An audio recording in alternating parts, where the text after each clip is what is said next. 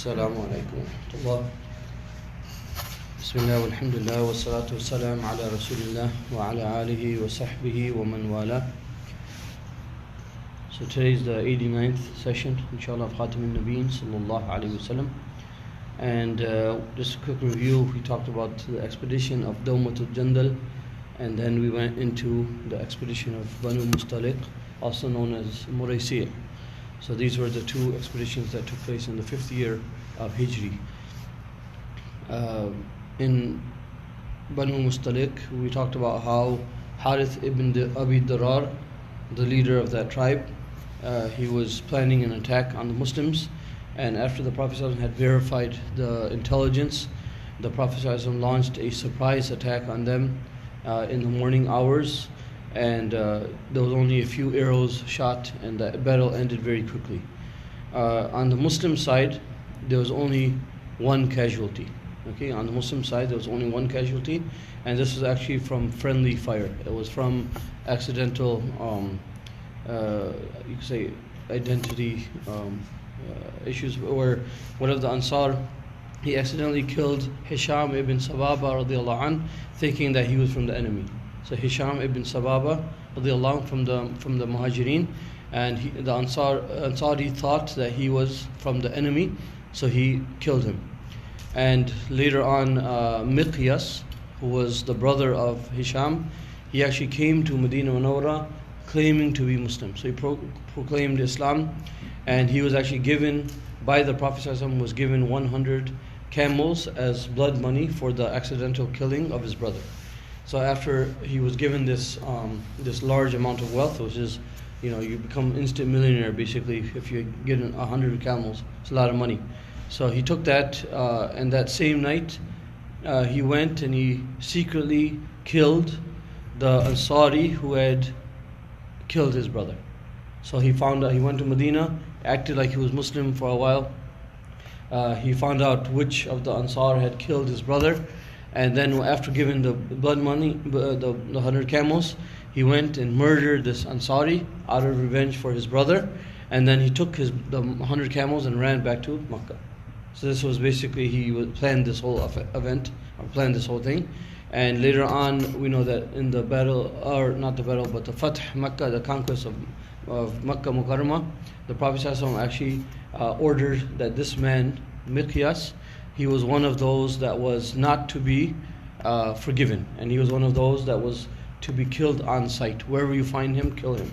And even the Prophet ﷺ mentioned that even if you see them holding on to the astar of the Kaaba, if they see them holding on to the Kiswa or to the Kaaba itself, holding on to the Kaaba itself, then kill the person anyways, because that person has done something that was unforgiven.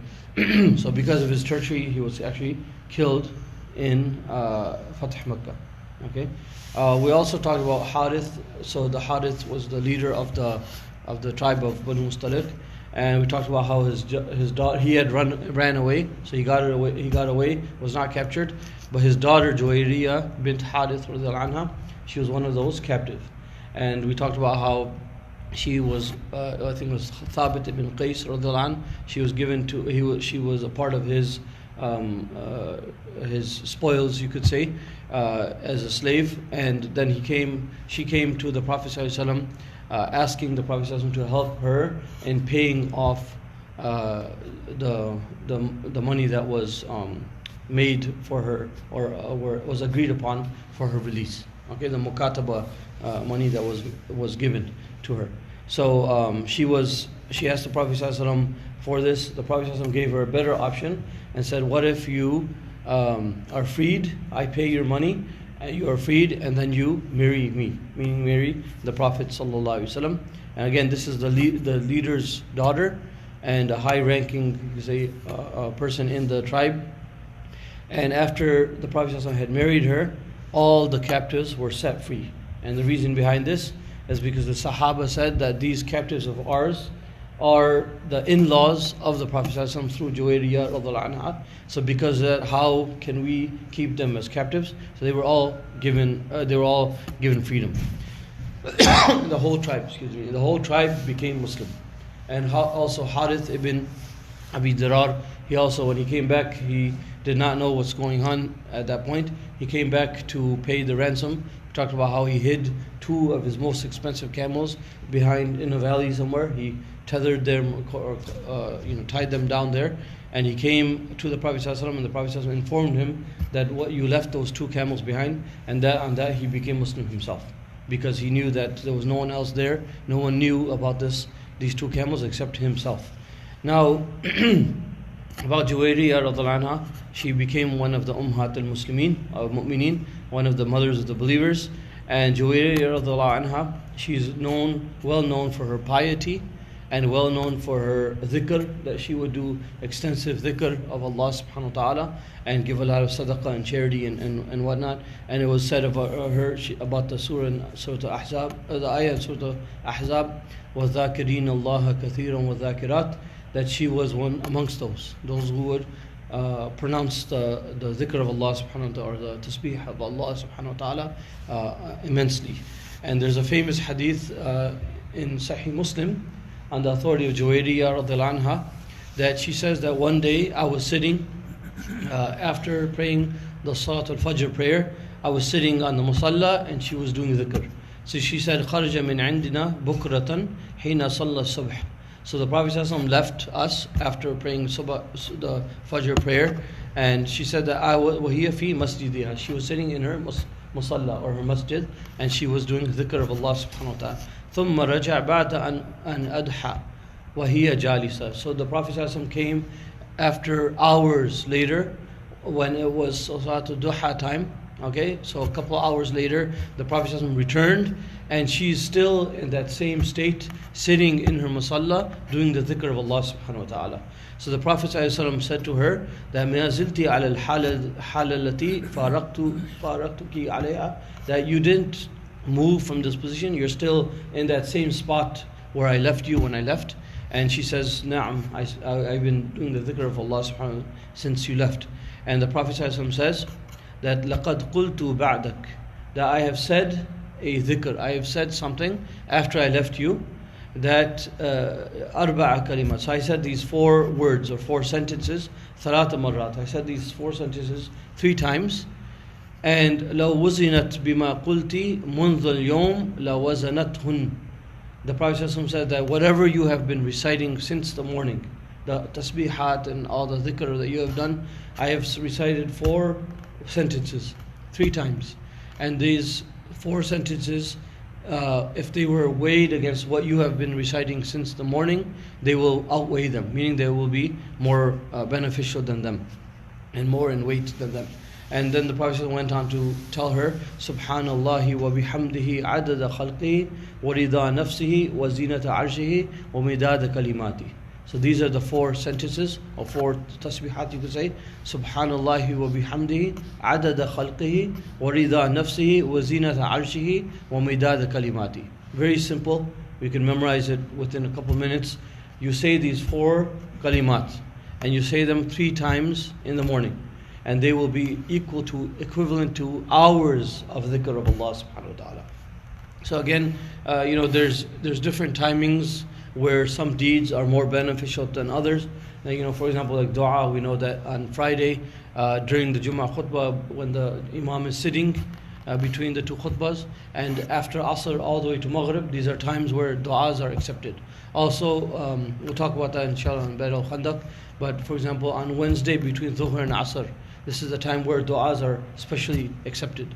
So there's different times where some things are more beneficial than others, and again, the Prophet ﷺ has told us these things, these timings and these words, and what to say during these times, and this is one of them. So if we say these things, these 4 kalimat 3 times in the morning, it's equivalent to hours of dhikr. Now that doesn't mean that what the dhikr that she has been doing is useless, or we should not sit for hours at a time or a long period of time doing the dhikr of Allah. What this means is that there are certain times, certain hadith the Prophet ﷺ has taught us that we should say those in those times. And when we say them in those times, they will give us even extra reward, even more reward. So if we're doing a wird in the morning, or we're sitting after Fajr doing dhikr of Allah, this is one of those things that we should include in our adiyah, inshallah ta'ala. Now going on, after the battle, took place. The Prophet ﷺ and the Sahaba are on their way back to Medina Munawwara. Now at one of the stops, when they stopped to camp and to rest, a fight broke out between the Muhajirun and the Ansar.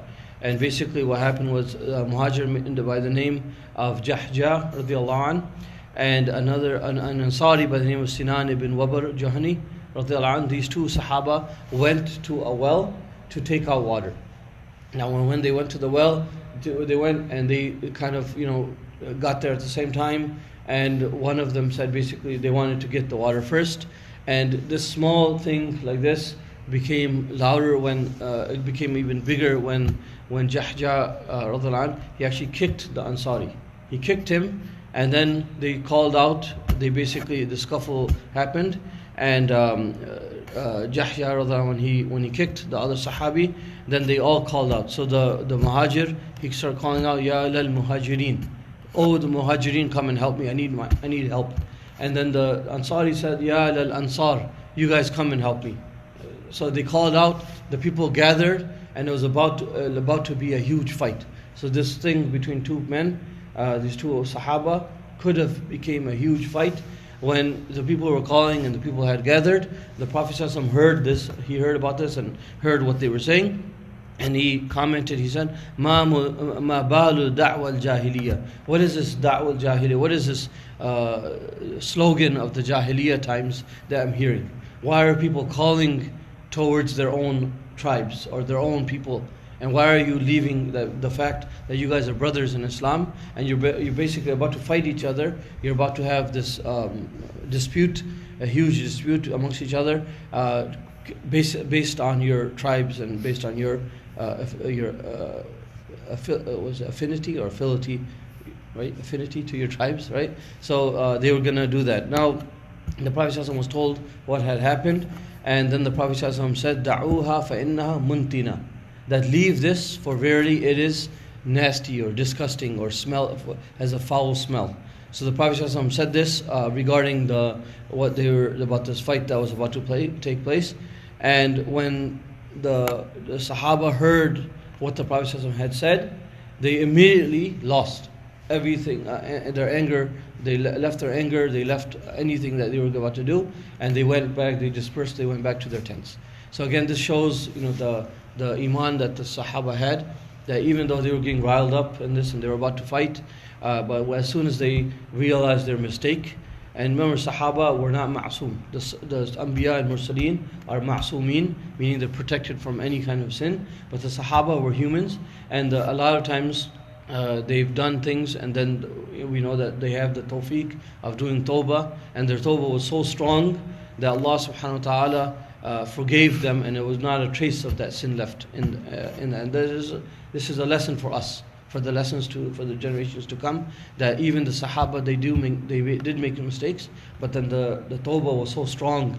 For example, that Sahabi that had done zina, and when they were stoning him to death, one of the Sahaba, I believe it was Khalid ibn Walid radiallahu anhu, or maybe Umar ibn Khattab radiallahu anhu, his clothes got some blood on it, and he said something that look at this, look at he's done to my clothing, or he said something like this was said, and the Prophet ﷺ said that don't say that, because if his tawbah was spread out amongst all the Muslims, then it would basically forgive everyone would go to Jannah. That he has done such a strong tawbah that Allah subhanahu wa ta'ala has forgiven him for this. So again, the Sahaba made this mistake, but as soon as they realized their mistake, they did tawbah, they went back, and there was no quarrel left. Now, I mentioned how a lot of the munafiqeen, the hypocrites, had joined this expedition, knowing that there's a large number of Muslims going out, and they almost certainly knew that they're going to win the battle, so they joined so they can get the spoils and whatnot. Now, when the leader of the munafiqeen, this is the Ra'is al-Munafiqeen, Abdullah ibn Ubay, he was actually in that battle also. He was also part of this expedition. He heard about what happened and the altercation that happened between the Muslims and between these two Sahaba. So he couldn't keep his mouth shut, and he said some very disturbing or very inappropriate words, which actually revealed the kufr that he had hiding or hidden within himself. And these words he said, "Sammin kalbak ya'kulk." He said that this reminds me of the saying that what you have done with the Muhajirin. So he's basically talking to the Ansar. He's talking to his group of people, and he's saying to them, and this is the gathering that he's saying, and he's talking to his people. So he says to them that I'm just going to blame you guys for this, because this is like you guys brought in, open your doors to the Muhajirin, and this is like the saying that "Sammin kalbak ya'kulk," that you fatten your dog until it eats you. Meaning you feed the dog, and then one day it comes and it bites you or eats you. And na'udhu billah. So he said this, and he's referring to the Muhajirin. He's referring to the Prophet ﷺ and the Muhajirin. And then he went on to say, "Ama wallah, la in raja'na ila al-Madina, la yakhrujunna, la yukhrijanna al-azzu minha al-adhal." So he says that I swear that when we go back to Medina, or when we get back to Medina, then I swear that the most Aziz, the most honored amongst the people, will certainly kick out or banish the ones who are adhal, the ones who are humiliated, and the ones who are lowly. So he said that هذا ما فعلتم بأنفسكم. This is what you have done to yourself. Basically, he's blaming his people. He said, "This is what you did to yourself." And he says that you opened your lands, وَقَاسَمْتُمُوهُمْ أَمْوَالَكُمْ, and you split your money, and you gave your money, parts of your wealth, you gave it to these Muhajirin. And he said that if you stop spending on them, he's basically commanding them that stop, لَا تُنْفِقُوا عَلَيْهِمْ, stop spending on them, on the Muhajirin, and you'll see that they will leave min hawlik, that they will leave you. That if you stop spending on them, you'll see that that's the only reason why they're staying around. They'll leave right away. So we need to stop spending on the Muhajirin, and we'll see that the Prophet ﷺ and the Sahaba, the Muhajirin, will leave us and they won't bother us anymore. Na'udhu billah. So this is the word that he had said. And Zayd ibn Arqam radiallahu anhu was a small boy at that time. He was amongst those present. Okay, so he was there in that gathering. He heard the words of Abdullah ibn Ubay, and after the gathering was over, he went straight to the Prophet ﷺ and informed him of what was said in the gathering. Now, one thing a side note to understand is that there are whenever we're in a majalis, whenever you're sitting in a majalis, and this applies to WhatsApp groups, WhatsApp messages, private messages, all that stuff, text messages, everything, that al-majalis bil-amana. The Prophet ﷺ has taught us that majalis, gatherings, are a trust. Bil-amana, meaning they are trust. And every time when you're sitting in a gathering, when you're speaking, you're not supposed to go and divulge or disclose what was said or talked about in that gathering to others. But then there are times where it is allowed. There are times where there's an exception to that rule, and there is allowed to disclose what was said, and this was one of them. So there's a hadith, the Prophet ﷺ, he says, this is Sunan Abi Dawud, the Prophet ﷺ said, "Al-majalis bil-amana," meetings are confidential, except three types of meetings, or three things that were talked about. Those for the purpose of shedding blood unlawfully, or committing fornication, or acquiring property unjustly. So if someone was planning to attack someone or hurt someone, then that basically can be disclosed, and that can be told, and actually you're supposed to go and tell someone about that.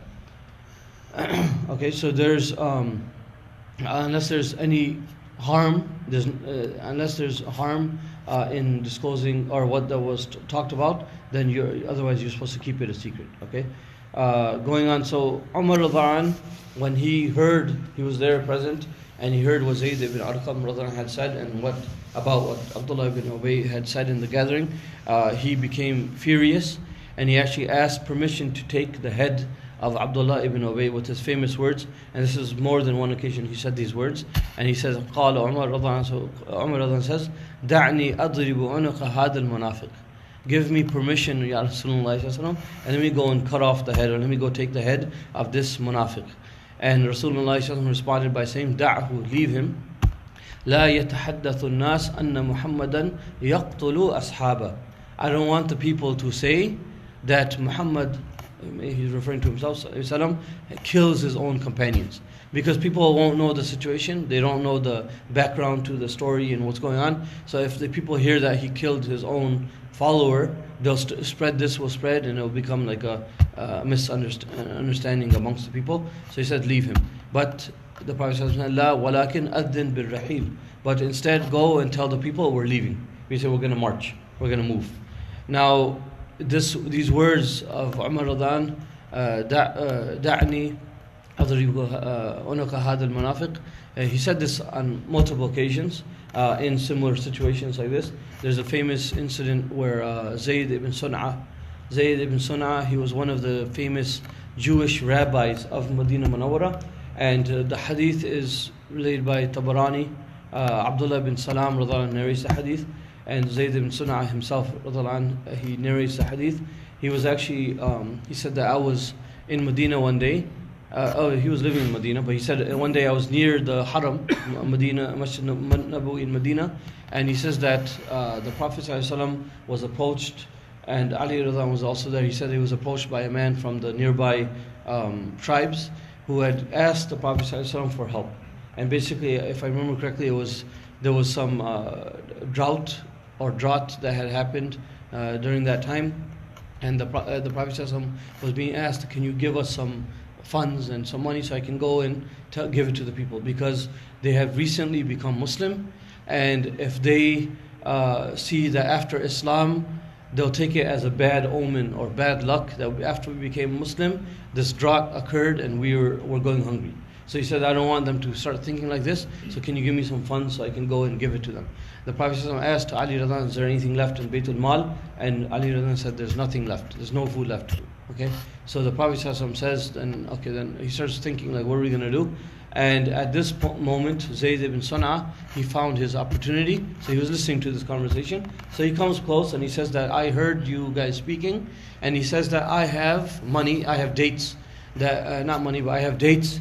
And what I can do is, I can give it to you, I can sell it to you, and you pay me later. So you pay me in a couple months when you have the money or on a certain date. And the Prophet ﷺ agrees to this. They take the dates from him and they send it to that tribe.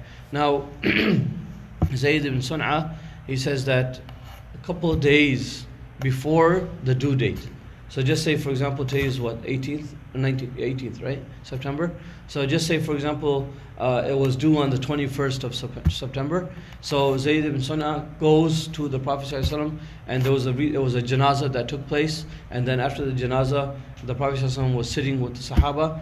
Zayd ibn Sun'a goes 3 days earlier than the due date. He grabs the Prophet ﷺ by his clothing, and he shakes the Prophet ﷺ and says that, give me my money. Where's that money you owe me? And I know you people and your family, that basically you guys don't pay on time. So he says that, give me my money and pay me back. Now at that point, there's one of the riwayas that where he looked over at Umar bin Khattab radhiyallahu anhu, and he says that his eyes were spinning. He was out of anger and furious. He was so furious, his eyes were spinning, that how dare this person come and say this to the Prophet ﷺ and grab the Prophet ﷺ like this. So Umar radhiyallahu anhu says these famous words. He says, give me permission, let me take his head. That how dare he say something like this. The Prophet ﷺ calmly turns over to Umar radhiyallahu anhu. He says that, leave that, why did you say that? So I owe him money, so it would have been better for you to advise me to pay back the money, and it was better for you to tell him not to ask for the money in this way, that this is inappropriate to ask for your money in this way. So then the Prophet ﷺ orders Umar radhiyallahu anhu, says, take him and go to the Baytul Mal and give him his due, his whatever is owed to him, and give him extra 20 sa'a. Give him extra, which is about 45 kilos, I think, somewhere around there. So give him extra 20 sa'a of dates, because you have frightened him, because you scared him. Because when you said those words, he got scared. He was taken aback, like, I'm about to get killed. So Umar radhiyallahu anhu takes this man, and they go to the Baytul, he gives him it. And Zayd ibn Sun'a, he says to Umar radhiyallahu anhu that, Araftani, that you recognize who I am? And he says, no, like, who are you? And he says that, I am Zayd ibn Sun'a. And Umar radhiyallahu anhu said, Zayd ibn Sun'a, you're that rabbi? And so he goes, yes, I'm that same rabbi that you're referring to. He says that, how could you talk to the Prophet ﷺ like this? The way you acted, the way you did things, how could you do something like that? You're an intelligent man, you're educated, you're not a Badu, you're not from a Bedouin or anything like that. You're an intelligent man, how could you do like this? How could you say something like this? And he says that actually I was testing the Prophet ﷺ. So he tells Umar Adhan that I've seen all the characteristics of the Prophet ﷺ that were found in their books, in the Torah, in the books of their, the Jews' books. And he says that except there was two characteristics that I was waiting for. And he said that one is that his forbearance, his hilm, his forbearance will precede his rashness. And number two, that his forbearance would increase upon encountering excessive rashness. So if you, first of all, his hilm, his forbearance would precede him becoming upset. That's one. And number two is that the more you say inappropriate things to the Prophet ﷺ, the more his hilm will increase, his forbearance will increase. So he said, I didn't see these signs, so I wanted to test the Prophet ﷺ, and this is the test I had. So he said, this is basically what happened. And then he said the Shahada. And then Umar then took him back to the Prophet ﷺ, and he said the Shahada in public in front of everyone. And then the story was told that he was actually testing the Prophet ﷺ. And so again, that was one of the incidents. There was another incident, I believe it was in the battle of Hunayn, after the spoils were being split. And one of the men said that, he says to Rasulullah ﷺ that you're not splitting up the money equally. You're not doing justice. And the Prophet ﷺ became red in anger, and his face changed, and he said that who will do justice if it's not for me? Who will do justice if it's not for me? And so that was another occasion where Umar said these famous words. Anyways, going back, so Abdullah ibn Ubay, he was summoned by the Prophet ﷺ and to ask, did you actually say these things? We heard these things. And he actually swore in front of the Prophet, to the face of the Prophet ﷺ. Again, he has no iman, he's a munafiq. Okay, not even thinking that Allah subhanahu wa ta'ala will tell the Prophet ﷺ what I'm thinking and what I'm hiding. But he swears in the face of the Prophet ﷺ, he swears, I had said no such thing. I didn't say anything like this. So some of the Sahaba that were present who didn't know about the nifaq of Abdullah ibn Ubay, they actually started saying to the Prophet that, that was Zayd ibn Arqam is a small boy. Maybe he misunderstood what was said, and he's a small boy and he misheard or misunderstood what was said. So the Prophet ﷺ remained silent. And Zayd ibn Arqam himself, we'll learn this next week inshallah, that he says, I started getting depressed thinking that the Prophet ﷺ thinks I'm a liar. And we'll talk about that inshallah next week. So one more thing I want to mention is that after this, the Prophet ﷺ ordered the Muslims to march. So one of the reasons, the hikmah behind this, the wisdom behind this, was that to make them forget of the altercation that happened between the Muslims, and to forget about the gathering and what was said in the gathering, and so the fitna can subside and die down. So it was not the usual time of the Prophet ﷺ to go out to travel. So there are certain times of the day when they would travel, when they would stop and rest, and it wasn't one of those times where the Prophet ﷺ said, let's move, let's march. So they continued marching that whole night, the next day, and then they started continuing marching. And when they finally stopped to rest, that's when they were they fell down and just went to sleep. They didn't even have any time to talk amongst each other or discuss what happened. So they went to sleep immediately. So there's a couple more things that I want to talk about next week, inshallah, about this. We'll talk about the revelation of Surah Munafiqun, and then after that, from the same expedition comes the Ifk, the infamous incident of the Ifk, where they slandered our mother Aisha radhiallahu anha. We'll talk about that in the coming weeks, inshallah ta'ala. Subhana rabbika rabbil izzati amma yasifun wa salamun ala al-mursaleen walhamdulillahi rabbil alameen.